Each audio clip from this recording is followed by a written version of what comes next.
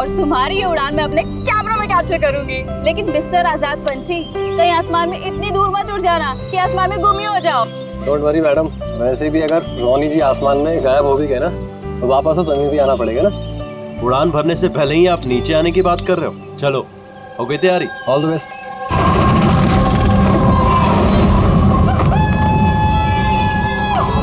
Yes, this is so much fun! Oh my God! Woohoo! Yes, come on, keep going, keep going.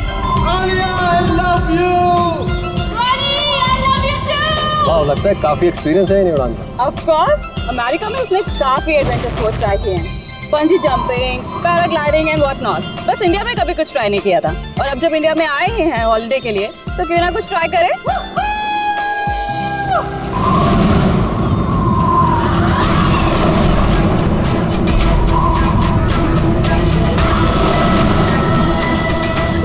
रोनी को कुछ हो गया।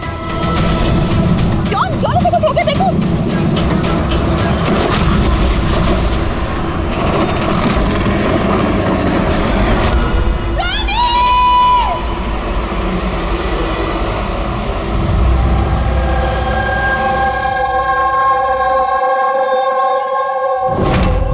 मैं और रोनी तो यहाँ हॉलिडे मनाने आए थे। मुझे क्या पता था कि ये रोनी का आखिरी दिन साबित होगा। आलिया, हम जानते हैं ये घड़ी तुम्हारे लिए मुश्किल है, मगर प्लीज हिम्मत से काम लो। अब मैं न्यूयॉर्क जाके उसके डैड को क्या जवाब दूंगी कि मैं आई तो उसके साथ थी लेकिन लौट अकेले रही हूँ। आपको किसी पे शक है? कौन मार सकता है रोनी को? सर, रोनी को कोई क्यों मारेगा? हम तो यहाँ किसी को जानते तक नहीं। कहीं ऐसा तो नहीं कि इसका कोई दुश्मन अमेरिका से इसका पीछा करते हुए यहाँ तक आ गया? नहीं सर, रोनी का कोई दुश्मन नहीं था। He was such a lively person, सब उसको पसंद करते थे। तो तुम्हारा कहना है कि यहाँ पे इंडिया में कोई रिश्तेदार, कोई दोस्त, कोई परिवार वगैरह नहीं है यहाँ पे? ये देश हमारे लिए अजनबी है सर। सब कुछ ना इन पैराग्लाइडिंग वालों ने किया है। Please sir, arrest them. आप हमें दोष मत दीजिए, रोजी रोटी है हमारी, हम क्यों मारेंगे इनके टूरिस्ट को? तो किसने मारा रोनी को फिर? सर, ये मुझे भी समझ में नहीं आ रहा है। 3000 फीट की ऊंचाई से गोली कैसे चली? किसने चलाई? तो रोनी 3000 फीट की ऊंचाई पे उड़ रहा था। हाँ सर, और मैंने खुद गियर चेक किया था, कोई भी खतरनाक चीज नहीं थी उसके अंदर। और उसके आसपास किसी को उड़ते हुए देखा आसपास? नहीं सर, कोई भी नहीं था। आसमान एकदम साफ था, रेडियस भी क्लियर था, और वो अपनी उड़ान एंजॉय भी कर रहे थे। पर सडन पता नहीं क्या हुआ, एकदम से धड़ाम से नीचे आकर गिर गए। ये जो घाव है ना, तो ऐसा लगता है कि काफी दूर से गोली चली है, शायद किसी राइफल से। हाँ, राइफल ही होगी, क्योंकि जिस हाइट पे ये उड़ान भर रहा था वहां से तो कोई शार्प शूटर ही गोली चला सकता किसी राइफल से। जॉन, यहाँ आसपास किसी को गन या राइफल के साथ देखा है क्या तुमने? यहाँ पर गन लेना अलाउ नहीं है। आप असली गन की बात कर रहे हैं, वो दिवाली वाली पटाखे की बंदूक भी नहीं ला सकता कोई। आप लोगों ने देखा यहाँ पर किसी को? नहीं मैम। नहीं तो नहीं देखा। नहीं मैम। अच्छा आलिया, जब आप यहाँ पर आई रोनी के साथ, आपको किसी पे शक हुआ? कोई आप लोगों को फॉलो कर रहा हो, कोई आदमी जो गड़बड़ लगे? नहीं सर, ऐसा तो कोई नहीं था। तो क्या गोली आसमान से चली है क्या? सर, मैंने बताया ना, रोनी जी के आसपास में कोई उड़ नहीं रहा था, तो फिर आसमान से गोली चलाएगा कौन? हाँ सर, आसमान में कोई भी नहीं था। आप चाहें तो ये फुटेज चेक कर सकते हैं, इसमें कोई भी नहीं है साथ में।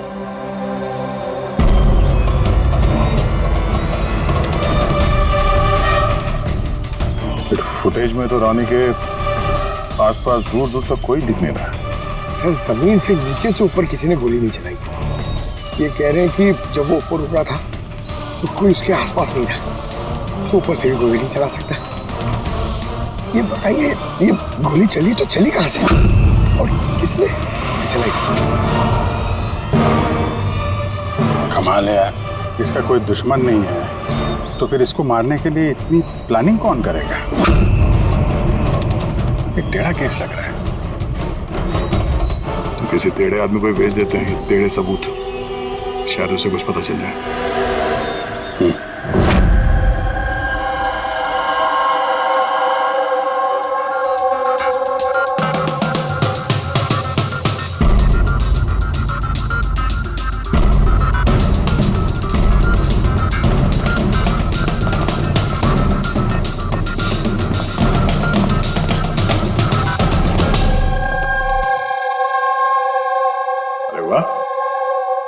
आप दोनों जिस कदर काम में डूबे हुए हो, ऐसा लगता है कि बहुत सारे सुराग देके भेजने वाले हो हमें यहाँ से।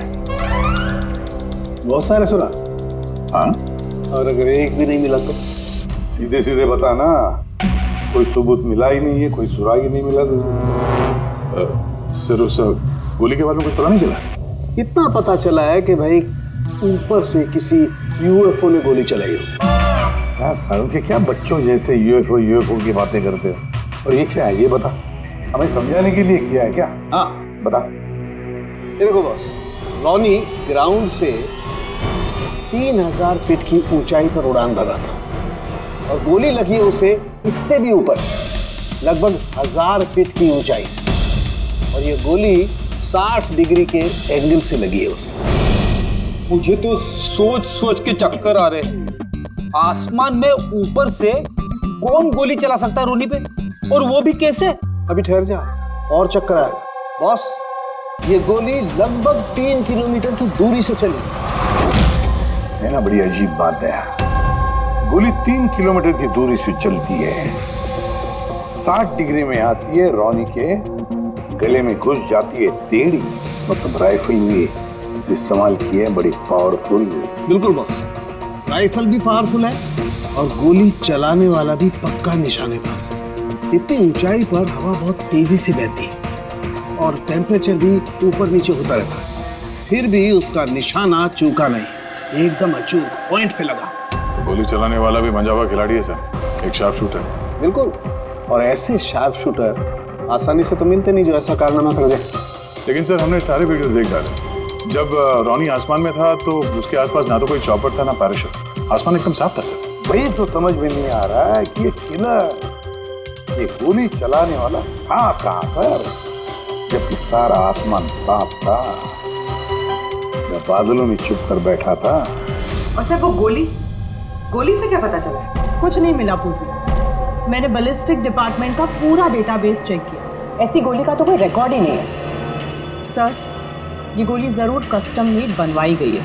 हाँ, अपने हिसाब से बना ली गोली, एक ऐसी गोली जो 3 किलोमीटर से चलती है और बिल्कुल निशाने पे लगती है। और सर अगर ये गोली इतनी जबरदस्त है तो इसकी राइफल भी काफी स्पेशल होगी।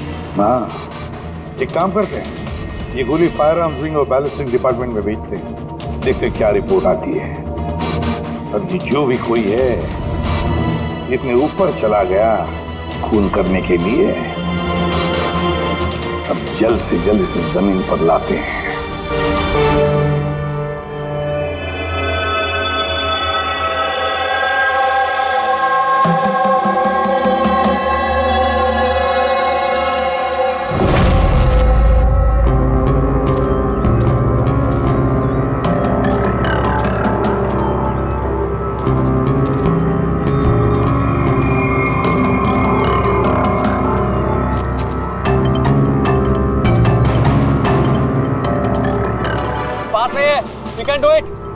यार गुरु, अब और नहीं चढ़ सकता, बहुत थक चुका हूं मैं।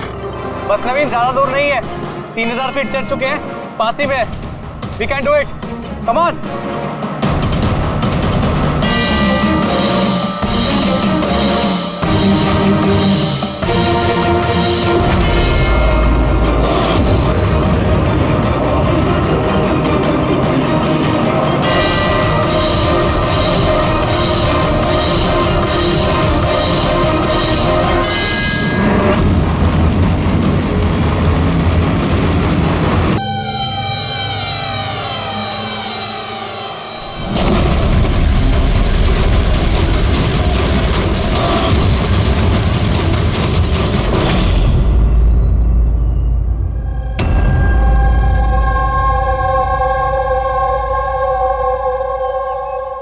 ऐसे लग रहा है जैसे रॉनी के मर्डर की फोटोकॉपी देख रहे हैं।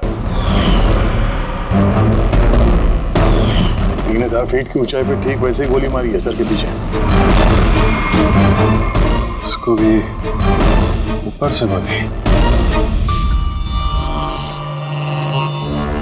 क्या आप लोग जब ट्रेकिंग कर रहे थे तो ये हितेन के पीछे भी कोई था क्या? नहीं सर, हितेन ही सबसे पीछे था सर।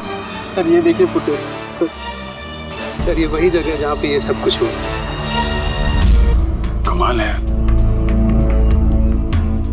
पीछे तो सिर्फ खुला आसमान है, ऐसी कोई जगह दिख ही नहीं रही जहां से गोली चलाई जा सके। फिर इससे गोली कहां से लगी? दोनों केसेस में पता नहीं चल रहा है कि गोली चली कहां से। सर एकदम सही कह रहे हैं, आसमान से कोई कौवा या कबूतर थोड़ी गोली चलाएगा। ये गोली चली तो चली कहां से? और ये दोनों गोलियां 24 घंटे के अंदर अंदर चली।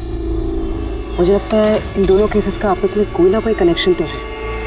तो ये हितन काम क्या करता था? सर वो कॉलेज स्टूडेंट था सर, मुंबई ग्रेजुएशन करने आया था सर। ट्रैकिंग का बहुत शौक था उसको। अजीब, समझ में नहीं आ रहा कोई एक कॉलेज स्टूडेंट को मारने के लिए इतनी प्लानिंग क्यों करेगा। वही तो, पहले रॉनी और अब ये हितन। इससे पहले कि आसमान से चलने वाली गोली का कोई तीसरा शिकार हो जाए, इस खूनी तक पहुंचना होगा जल्दी से जल्दी। पिछले 24 घंटों में 2 खून हुए हैं, दोनों जवान बच्चे हैं और दोनों को मारने का तरीका भी क्या हाई प्रोफाइल। सर दोनों की मौत हुई है एडवेंचर स्पोर्ट्स करते हुए, जमीन से हजारों फीट ऊपर मारा है सर। मगर सर सोचने वाली बात है कि खूनी ने ये एडवेंचर स्पोर्ट वाला समय ही क्यों चुना इनको मारने के लिए? वो तो उन्हें कभी भी मार सकता था। इतनी लंबी प्लानिंग 2 बच्चों को मारने के लिए। सिर्फ प्लानिंग ही लंबी नहीं दया, गन भी लंबी। ये ऐसी। ये कौन सी राइफल है सर? ये है TX-65, रशियन गन है बॉस, लॉन्ग रेंज। ऐसी गन से मारा गया हो। सालुंके साहब, क्या इस गन से 3 किलोमीटर दूर निशाना लगाया जा सकता है? हाँ फ्रेडी, शूटिंग रेंज में ट्राई करके देख लिया है, इसकी रेंज 3 किलोमीटर से ऊपर ही है। ऐसी गन तो आर्मी वालों के पास या फिर आतंकवादियों के पास ही मिलेगी। बिल्कुल बॉस, और इसीलिए मुझे लगता है कि ये सिर्फ मर्डर का मामला नहीं है, कोई बहुत बड़ा गुनाह होने वाला है, लार्ज स्केल पर। सर काम करो, दिल्ली में जाओ इंडियन इंटेलिजेंस विंग में और पता लगाओ कि ये ऐसी गन किसके हाथ लगी थी और कैसे।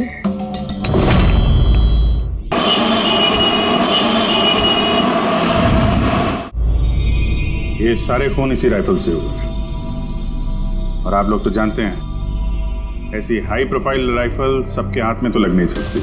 आप बिल्कुल सही कह रहे हैं सर। और गौर करने की बात तो ये है सर कि ये राइफल कोई खरीदना भी चाहे तो खरीद नहीं सकता। ये 1 या 2 पीस नहीं बिकती, पूरा का पूरा अलॉटमेंट होता है। तो पिछले कुछ सालों में जो आतंकवादी हमले हुए हैं उसमें ये इस तरह के राइफल इस्तेमाल हुए थे? जी हाँ। तो आपको किसी आतंकवादी गिरोह पे शक है? जी हाँ, अगर हमारा अंदाजा सही है तो हम जानते हैं कि इसके पीछे किसका हाथ है। कौन? इलवारे जिले में कुछ समय पहले हमारी आर्मी ने बहुत सारे हथियार जब्त किए थे। उन हथियारों में ये वाली राइफल भी। हाँ प्रताप सर, सारे आतंकवादी मारे गए, उनमें से एक आतंकवादी बचकर निकल गया और हमने उनके सारे हथियार जब्त कर लिए। Well done Pratap sir. और जो आतंकवादी भागकर गया है उसके बारे में सारे पोस्ट को अलर्ट कर दो। तो ये काम उस आतंकवादी का हो सकता है जो बच के निकल गया था वहां से? जी हाँ, और हमारी इंफॉर्मेशन के मुताबिक ये आतंकवादी गिरोह जल्दी ही कुछ बड़ा करने वाला है। शायद ये उसी की शुरुआत हो। ये दोनों जुर्म कोई मामूली खून नहीं है, ये जरूर कोई बड़ी साजिश है, बड़ी साजिश, आतंकवादी हमले की साजिश।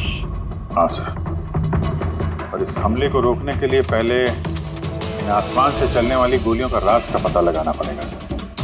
और इस राज का पता करने के लिए हमें सबसे पहले ये पता करना पड़ेगा सर कि आतंकवादी रॉनी और हितेन जैसे आम आदमी की हत्या क्यों की।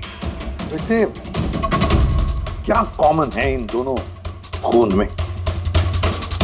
सर दोनों मर्डर हवा में हुए, दोनों बार गोलियां ऊपर से चली, हाई प्रोफाइल राइफल से। किसी प्रोफेशनल शार्प शूटर का काम है सर ये। और सर इन दोनों केसेस में कोई वैंटेज पॉइंट नहीं है, कोई ऐसी जगह नहीं है जहां पे बैठ के खूनी इन दोनों पे गोली चला सकता है। वैंटेज पॉइंट, वैंटेज पॉइंट, कहीं यही तो वजह नहीं हो सकती है? तो आप कहना चाह रहे हैं सर कि खूनी के पास कोई जगह नहीं थी बैठ के गोली चलाने की, और उसे ये पक्का करना था कि उसका टारगेट छूटे ना, उससे कोई चूक ना हो, इसलिए वो इन दोनों पे प्रैक्टिस कर रहा था। Exactly Abhijeet, exactly. वो निशानेबाजी की प्रैक्टिस कर रहा था। मतलब सर उसका असली टारगेट कोई और है? सर अगर कोई वैंटेज पॉइंट था ही नहीं तो फिर वो हवा में गोलियां कहां से चला रहा था? पंकज, तुम्हारे इस सवाल का जवाब तुम्हारे इस सवाल में ही है। ये बताओ कि मेरा मतलब है इंसान हवा में कैसे उड़ता है बिना पंखों के? सर एरोप्लेन से या फिर हेलीकॉप्टर से। बस तुम्हारा जवाब मिल गया। लेकिन सर वहाँ क्राइम सीन पे ऊपर आसमान में कोई चॉपर तो उड़ नहीं रहा था, ना ही कोई केबल कार थी वहां पे। दया कुछ और होगा, कुछ और होगा। अभिजीत, मैप निकालो। वहां उस पैराग्लाइडिंग और माउंटेनियरिंग कैंप के आसपास देखो। मेरा मतलब ऐसा कुछ है क्या जहां से आदमी हवा में उड़ सके? जंगल है और हाँ, ये 2 हॉट एयर बैलून रेंजेस भी हैं। कर देखो तुम, जहां पर खून है उसके आसपास कितने रेडियस में है ये? सर ये दोनों 60 किलोमीटर के रेडियस में है। एक बात तो पक्की हो गई, खूनी वहां पर उस हॉट एयर बलून में बैठा था और वहीं से उसने गोली चलाई 3 किलोमीटर की दूरी पे। सर अगर किसी को हॉट एयर बलून की सवारी करनी है तो पहले से बुकिंग करनी पड़ती है, कोई ऐसी नहीं जा सकता। कोई बात नहीं, तो वहां उस हॉट एयर बलून रेंज के ऑफिस में जाकर पता लगा कि ऐसा कौन सा टूरिस्ट था जिसने उन 2 दिनों। ये टोटल 12 लोगों की लिस्ट है जो उस दिन हॉट एयर बलून में बैठे थे। कुछ लोग अलग बैठे थे और कुछ लोग ग्रुप बना के बैठे थे। तुम्हें कुछ याद है कि इनमें से कितने लोगों के पास कोई सामान या कोई बैग्स थे? या फिर कोई बदमाश जैसा दिख रहा हो? नहीं, बदमाश तो कोई नहीं लग रहा था, लेकिन एक बूढ़ी आंटी थी जिन्होंने बैकपैक रखे हुए थे और वो चश्मा और टोपी भी लगाई हुई थी। हाँ, हम भी हैरान थे कि इस उम्र में ऐसी ट्रैवलिंग का जज्बा। और जब फोटोज खींची जा रही थी तो वो शर्मा रही थी और अपना मुंह छुपा रही थी। ये बुढ़ी आंटी शार्प शूटर सुनने में थोड़ा अजीब नहीं लग रहा है? हाँ सर, यही पायलट हुई थी। 25 फरवरी को कुल मिलाकर सर मैंने 6 लोगों को एयर बैलून की सवारी करवाई थी और 2 लोगों को दिनेश ने सर। अच्छा, तो उनमें से कोई गड़बड़ टाइप का आदमी लगा या जिसके पास कोई सामान वगैरह हो? सर ऐसा तो कोई नहीं था। हाँ, एक बुजुर्ग आदमी था, पता नहीं बात बात पर क्यों चिल्ला रहा था। शायद उसका मूड खराब था या खड़ूस था शायद। उसके हाथ में कुछ सामान था क्या? सामान तो नहीं था। हाँ, बैसाखी लेकर चल रहे थे। बैसाखी लेकर चल रहे थे? तुम लोग की हिम्मत कैसे हुई मेरी तस्वीर लेने की बिना मुझसे पूछे? जरा भी तमीज है कि नहीं है? उड़ाओ उसे, उड़ाओ। अच्छा, फोटो खींचने पे नाराज हो गए? कितनी अजीब बात है ना सर। लोग हॉट एयर बलून पे रोज रोज तो बैठते नहीं हैं, तो वो खुद ही फोटो खिंचवाना चाहते हैं ताकि वो इस मेमोरी को हमेशा अपने पास रख सकें। और कोई खास बात याद है उनके बारे में? सब पता नहीं बतानी चाहिए या नहीं। नहीं नहीं, बोलो, जो भी याद है खुल के बताओ। उन्हें चलता देख के लग नहीं रहा था कि उन्हें बैसाखी की जरूरत होगी, पर फिर भी उन्होंने बैसाखी पकड़ रखी थी। अच्छा,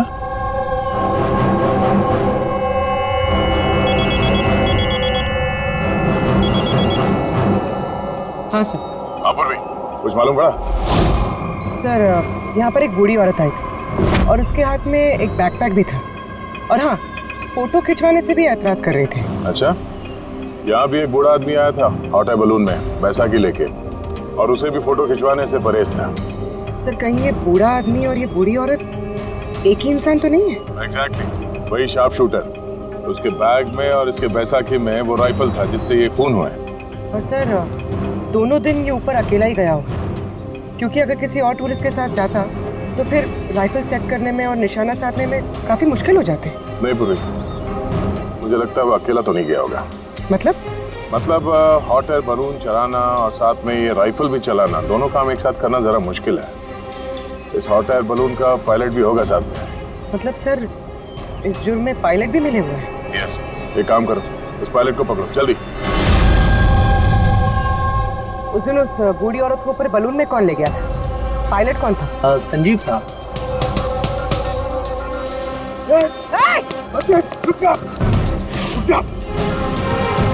ना तुम मुझे मार पाओगे और ना ही उसे।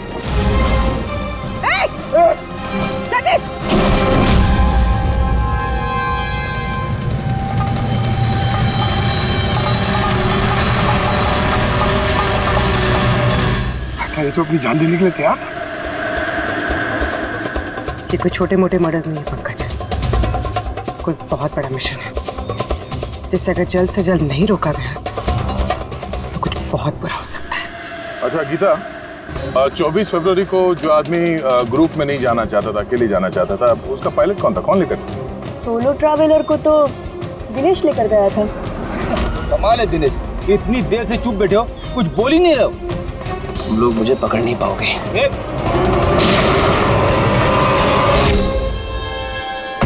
अभी यमराज तुझे अपॉइंटमेंट देने के मूड में नहीं है। जब तक हमारे सवालों का जवाब नहीं मिल जाता तुझे जिंदा रहना पड़ेगा। चल। मार लो, जितना मार सकते हो मार लो, मुझे कोई फर्क नहीं पड़ता। वैसे भी तुम्हारे इन कानून के कमजोर थप्पड़ों में इतनी ताकत नहीं है कि मेरे जुर्म की मजबूत हड्डियों को गला सके। मुझे तुम्हारे साथ जोर जबरदस्ती करना होता तो उसके लिए तो 2 मिनट का काम है हमारे लिए,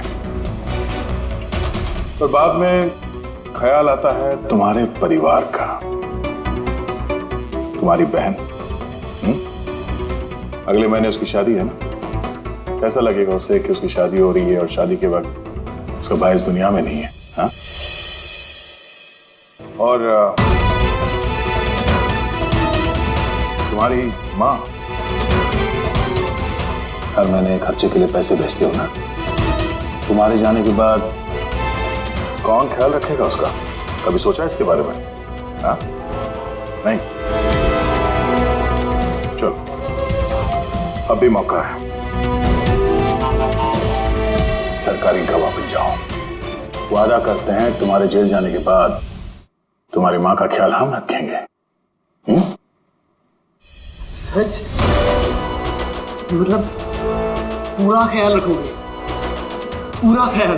हाँ, तुम्हारी माँ का पूरा ख्याल रखेंगे। तुम बस ये बताओ कि किसके लिए काम करते हो? तुम्हारा बॉस कौन है? बता दो, पक्का बता दो? हाँ बताओ।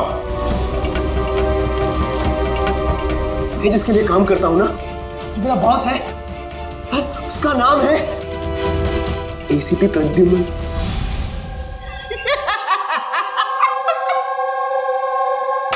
एसीपी प्रद्युम्न, जाओ पकड़ लो और गिरफ्तार कर लो उसे।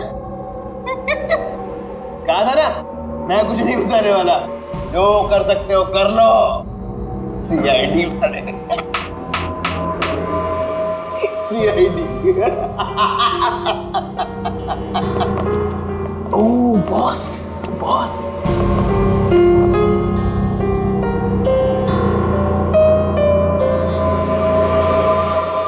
कोई बात नहीं, कुछ मत बताना। अब हम ना तुमसे कुछ पूछेंगे, कुछ बताने के लिए तुम पर जोर जबरदस्ती करेंगे, कुछ नहीं, सिर्फ एक करेंगे, हम तुम्हें सोने नहीं देंगे। सोने नहीं देंगे? वैसे भी मैं अगर जागता रहा तो मैं कुछ बताने नहीं वाला हूं आप लोगों को। कोई जरूरत नहीं, कुछ मत बताओ, पर सोने नहीं देंगे तुम्हें। ओके? यार दया, मैंने तो सुना है कि आदमी खाने पीने के बगैर तो काफी दिनों तक सरवाइव कर सकता है, लेकिन सोए भी नहीं। कितना तड़पेगा ये बेचारा, बड़ी बुरी मौत मरेगा, मुझसे तो देखा नहीं जाएगा।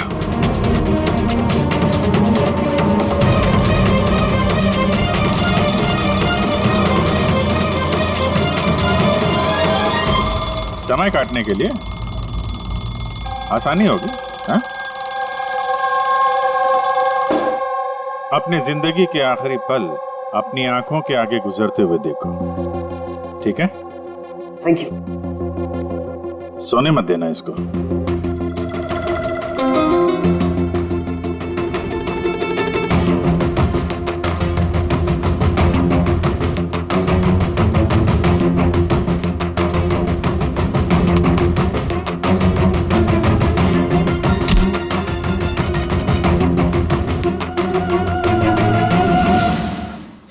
Ready sir. अरे कहाँ हो यार?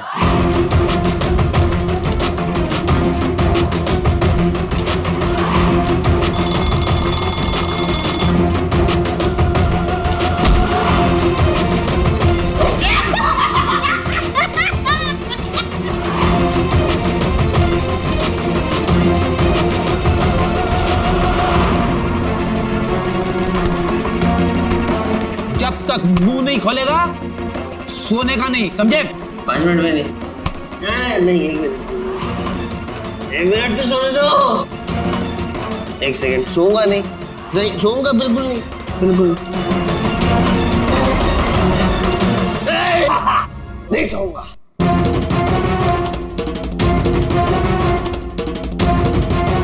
बस अब टूटने वाला ही है।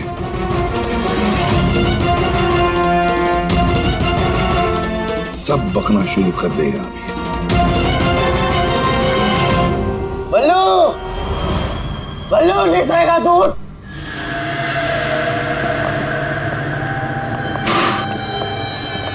क्या सोना चाहता है? तो सोने देंगे ना भाई, क्या प्रॉब्लम है? चलो हम सोने देंगे तुम्हें। खाली ये बताओ कि तुम्हारे गिरोह का प्लान क्या है? हाँ बता दो। मेरा नाम दिनेश नहीं है। मेरा नाम मेरा नाम बल्लू है। दिनेश नहीं है मेरा नाम। और मुझे स्पेशली इसी मिशन के लिए तैयार किया गया था। और जो मर्डर हुए थे ना, वो प्रैक्टिस थी। हमारा असली मिशन है उसको मारना। और क्या नाम है उसका? Steve Mulder. स्टीव मल्डर, वो इंटरनेशनल पीस मीडिएटर, शांति दूत जो हमारे देश आया है, दुश्मन देशों के बीचों शांति का करार करवाता है, आतंकवाद बंद करने के लिए। किसी भी हम नहीं चाहते कि आतंकवाद कभी रुके। और स्टीव मल्डर तो मरेगा, तुम लोग कुछ नहीं कर सकते। और तो कर भी लोगे ना, उसको बचा भी लिया ना, और स्टीव मल्डर को खत्म कर देंगे हम। हमारा जो शार्प शूटर है ना, एकदम रेडी। कहाँ मारने वाले और कब? बोल। वो जब कॉन्फ्रेंस में भाषण दे रहा होगा ना, वो सबसे सही वही सबसे सही समय होगा, क्योंकि उस समय उसके आसपास सिक्योरिटी वाले नहीं होंगे। और जो कॉन्फ्रेंस है ना, ये बिल्डिंग की छत पे है, तो हॉट एयर बैलून पे हमारा शार्प शूटर जाएगा, वही गोली मारेगा। कॉन्फ्रेंस 1 घंटे में चालू होने वाला है, अभी जल्द से जल्द पहुंचना होगा। अरे तुम लोग कितनी कोशिश कर लो, नहीं बचा पाओगे उसे। और हाँ, अगर तुम लोगों ने बचा भी दिया ना, तो हम दोबारा प्लान बनाएंगे, दोबारा मार देंगे। कौन मारेगा? कैसा दिखता है वो? अरे मैंने उसकी शक्ल नहीं देखी अभी तक। जब भी आता है भेज बदल के आता है। तुम लोग क्या उसमें पकड़ोगे? हॉस्पिटल ले जाओ जल्दी। सर, क्या हम हॉट एयर बलून रुकवा नहीं सकते जब तक ये कॉन्फ्रेंस पूरी न हो जाए? नहीं फ्रेडी, ये हॉट एयर बलून हम नहीं रुकवाएंगे। अगर आज रोक दिए तो कल दूसरा प्लान करेंगे। आज का प्लान हमें पता है, हम आज ही भिड़ेंगे इनसे।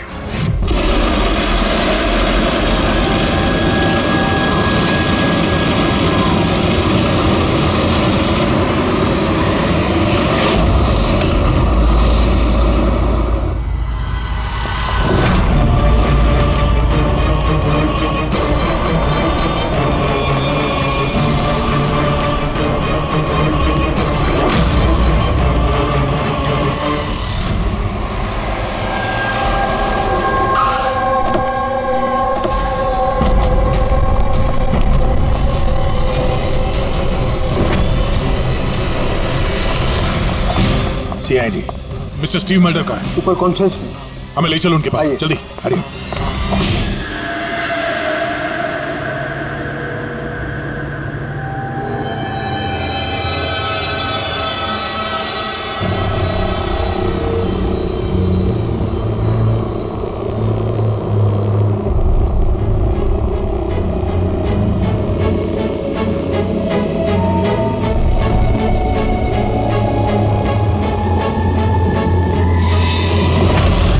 यहाँ पे 4 बलून है, 2 हवा में है और 2 रेडी हो रहे हैं उड़ने के लिए। मेरे सामने जो बलून है सर, उसमें एक कपल है और वो लड़के के पास एक बैकपैक है। नजर रखो उन पे, कौन कौन आ रहा है, कौन कौन जा रहा है, सब पे ध्यान रखना। ओके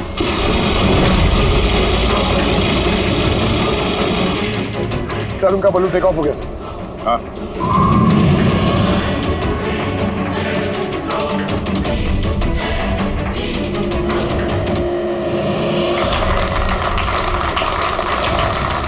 इस दुनिया में टेररिज्म क्यों है, ये क्वेश्चन बहुत जरूरी है।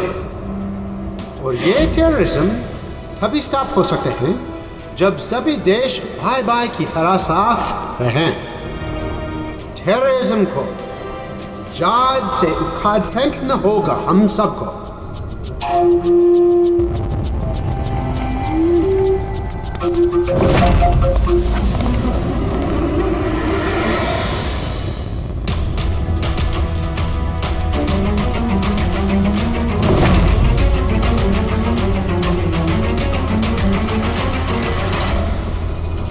तो म्यूजिशियन है, उड़ने की तैयारी में। उनके हाथ में गिटार के बैग है। अब ये बताना मुश्किल है कि अंदर गिटार है या गन।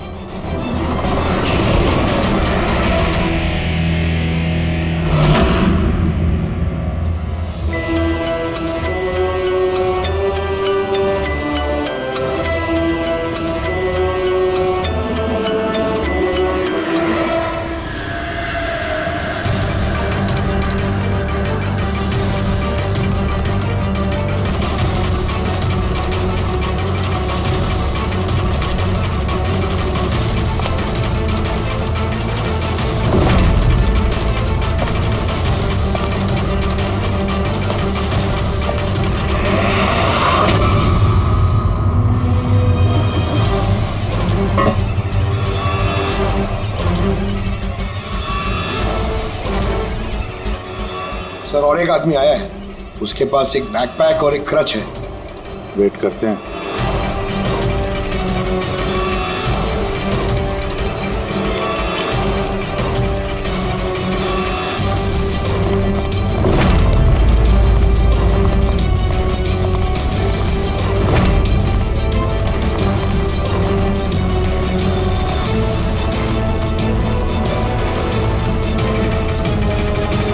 सर, कैमरा क्रू वाले आए हैं, उनके पास 2 बैग है। Camera crew?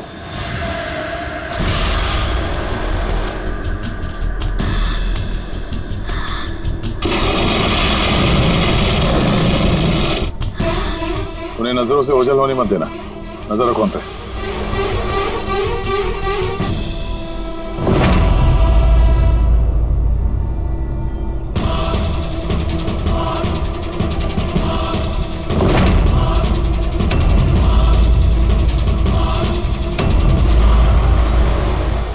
यहाँ तो बहुत सारे बलून हैं। सुसाइड बॉम्बिंग क्या है?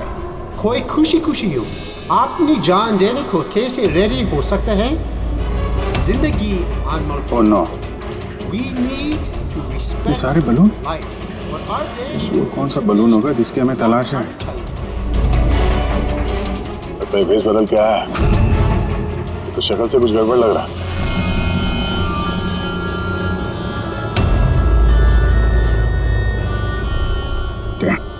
गिटार वाले पे नजर रखो।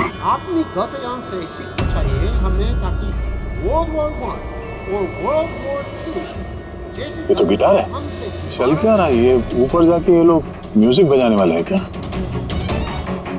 बाकी तो सारे बलून्स निकल गए, एक रह गया। मतलब सर इस बलून में हमारा sharp shooter. Wait and watch. अपनी जगह से हिल नहीं रहा। Camera crew. सर ये कहाँ गायब हो गए?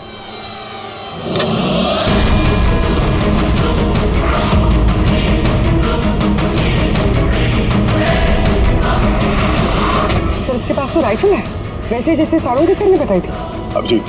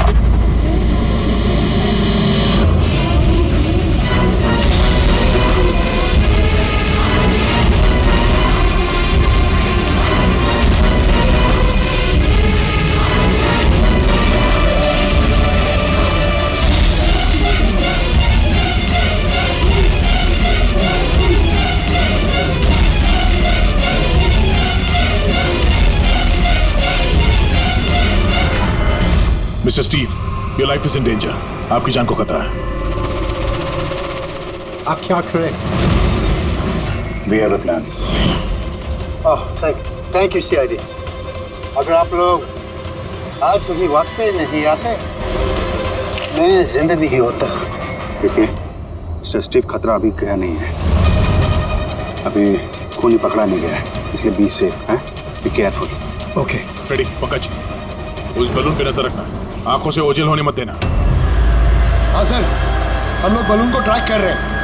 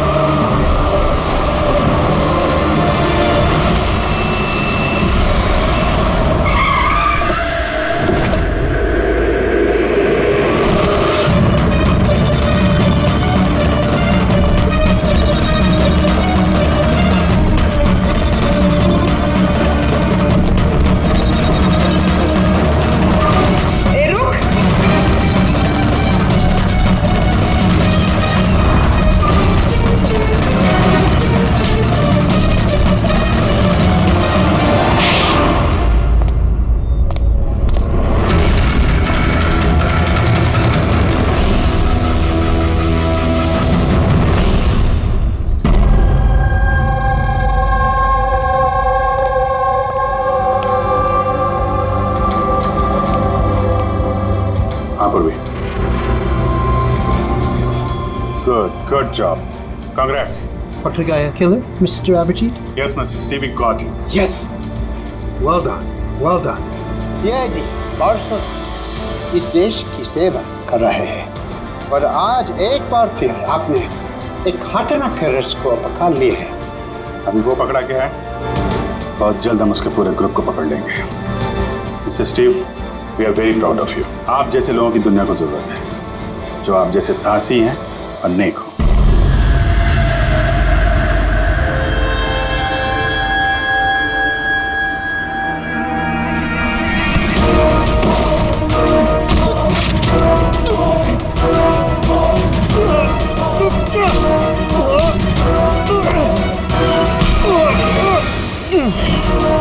तो तुमने भेस बदलकर अपनी और हितेन का खून किया था। तो मिस्टर शार्प शूटर, अब जेल की उड़ान भरना हाथ पे छोड़ते हुए, समझा? तुम्हें क्या लगता है तुमने मुझे पकड़ लिया तो स्टीव जिंदा बच जाएगा? कभी नहीं। हमारी तादाद इतनी ज्यादा है कि तुम्हारा कानून हमें ढूंढते ढूंढते थक जाएगा, लेकिन हम खत्म नहीं होंगे। खत्म होगा तो तुम्हारा ये देश। एक खटमल हमारे देश पे बुरी नजर डालने वाले आए और चले गए। जानता है हमारे देश को आजाद हुए कितने साल हो गए? 70 साल।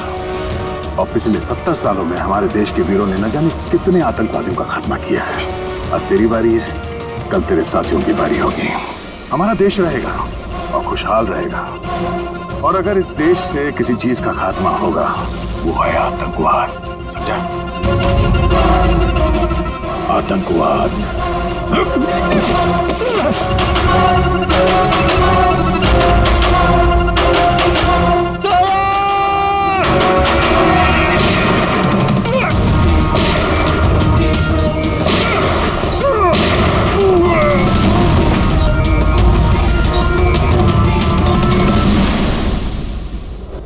आतंकवादी पीठ पे ही गोली मारोगे? हम लोग यहाँ खाते गोली, यहाँ।